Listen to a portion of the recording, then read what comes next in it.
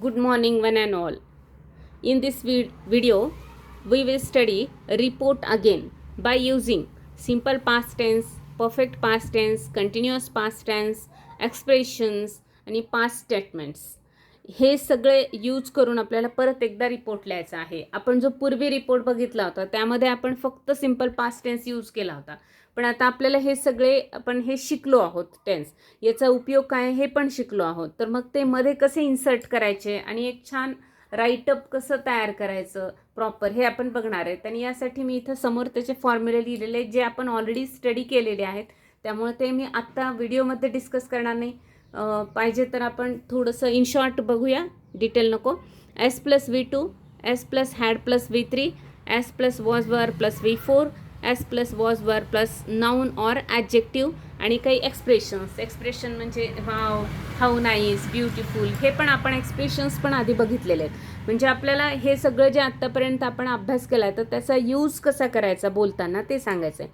तर रिपोर्ट म्हणजे काय हे आपण बघितलेलं आहे की एखादी गोष्ट जी घडलेली आहे, एखादी घटना घडलेली असते आणि आपल्याला आपल्या फ्रेंड्सना वगैरे सांगावं वाटतं की आम्ही इकडे गेलो होतो, मग हे केलं ते केलं, असं आपण मराठीमध्ये बोलतो. आणि मध्ये मध्ये एक्सप्रेशन्स पण असतात की बापरे किती सुंदर होतं ते, किती छान आम्ही एन्जॉय केलं वगैरे या पद्धतीने. तर ते तसं इंग्लिशमध्ये आपण कसं सांगणार आहेत?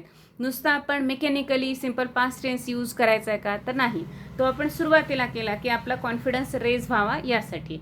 आता आपण काय करणार आहे तर डिटेल रिपोर्ट कसा छान लिहायचा आणि मराठीत जसं आपण एखाद्या गोष्टीवर सांगतो, अहवाल सांगतो किंवा एखादी गोष्ट घडून गेल्यावर त्याविषयी आपण आपल्या फ्रेंड्स रिलेटिव्हजना बोलतो, तर तसं आपण या ठिकाणी बघणार आहेत.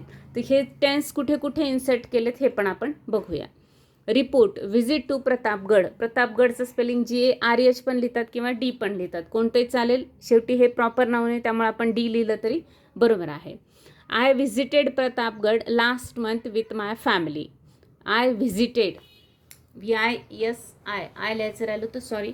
I visited Pratapgarh last month with my family. Subject plus V2 म्हणजेच काय simple past tense. We departured Beed at 6 a.m. in the morning. We departed. Yes plus V2. We had prepared breakfast and poli bhaji for lunch. We had prepared, had plus V3 म्हणजेच perfect past tense. Breakfast and poli bhaji for lunch. We started to travel. I took pen drive of songs with us.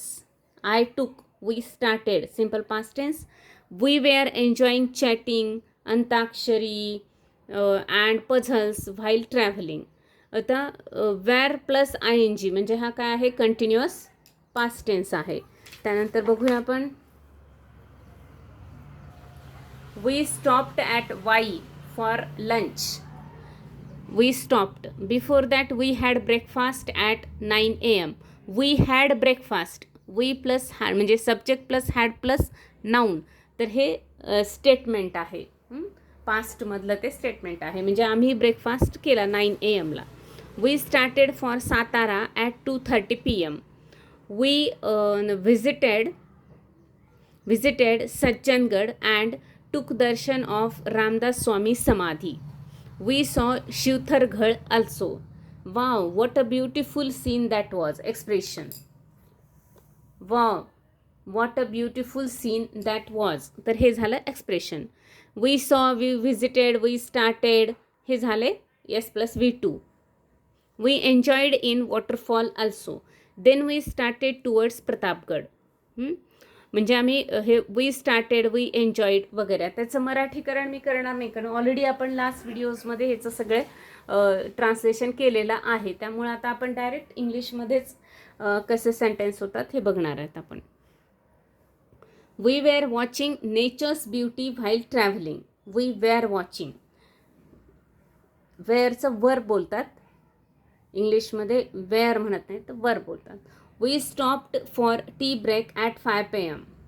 We reached at Pratapgad at 8 PM. नंतर बघूया आपण. We stayed there म्हणजे मुक्काम करणे. We stayed there at night in the lodge. We slept early as we were travelling whole day. We slept, we stayed, we reached, we stopped S plus V2. आणि as we were travelling म्हणजे आम्ही लवकर झोपलो. कशामुळे? कारण की आम्ही hole day travel करत होतो. वी वेअर ट्रॅव्हलिंग, आम्ही ट्रॅव्हल करत होतो. Continuous past tense. When we woke up next day we had got fresh by relax sleep. आम्ही जेव्हा नेक्स्ट डेला उठलो तेव्हा आम्ही फ्रेश झालेलो होतो. हॅड गॉट फ्रेश झालेलो होतो. Perfect past tense. We took hot tea and tasty breakfast of bhakri and pithla in the morning. मॉर्निंगला आम्ही हा टेस्टी ब्रेकफास्ट घेतला. We started to trek Pratapgad at 9 AM. 9 AM आम्ही ट्रेक करायला सुरुवात केली. How difficult that climbing was. Expression, हे किती क्लाइम्बिंग डिफिकल्ट होतं. While climbing we were drinking taak, lemon sharbat, coconut water etcetera. We were drinking, आम्ही पीत होतो किंवा आम्ही घेत होतो काय? Taak, lemon sharbat, coconut water etcetera. We clicked many photos at various points. वेगवेगळ्या पॉईंटला आम्ही खूप फोटोज घेतले. आता या ठिकाणी मला थोडं वाढवता आलं असतं की प्रतापगडला आम्ही काय काय काय काय बघितलं, तर ते खूप मोठा रिपोर्ट होईल. मी इथं तेवढा वाढवला नाही आहे तो. आपण वाढवू शकतो. जेवढं आपण जास्त डिटेलमध्ये आपल्याला सांगण्याची सवय असते तर त्या पद्धतीने आपण आपले सेंटेन्सेस काय करू शकतो? वाढवू शकतो. We had stopped sometimes for rest of 5 minutes while trekking. म्हणजे आपण थोडा वेळ 5 मिनिटं मधून अधून ट्रेक करताना थांबत होतो रेस्टसाठी. We felt very proud. There were many trees and big stones at the road of climbing. खूप ट्रीज होते किंवा स्टोन्स होते, पर्वतांचे छोटे छोटे अवशेष होते, तर हे होते. Many travellers visitors were with us for trekking. Statement, were with us. Many travellers visitors were with us for trekking, हे काय झालेलं आहे? स्टेटमेंट आहे. At last we reached at gad at 1 PM. आम्ही गडावर 1 वाजता पोहोचलो. We enjoyed lunch there. आम्ही तिथे लंच केलं. वी सॉ मेनी थिंग्स देअर. आम्ही तिथे खूप वेगवेगळ्या गोष्टी बघितल्या. आता काय काय बघितल्या हे डिटेल वर्णन जर करायचं असेल तर ते आपण करू शकतो की तिथे हे होतं ते होतं असं आपण सांगू शकतो की किती महाल होते, तिथे आणखी काय काय होतं, कोणकोणत्या खोल्या वेगवेगळ्या होत्या, किंवा तिथे म्युझियमसारखं काही सोट्स, तलवारी वगैरे असं काही ठेवलेलं होतं का वगैरे, हे गोष्टी आपण सांगू शकतो. We remembered history of Shivaji Raje and felt very proud.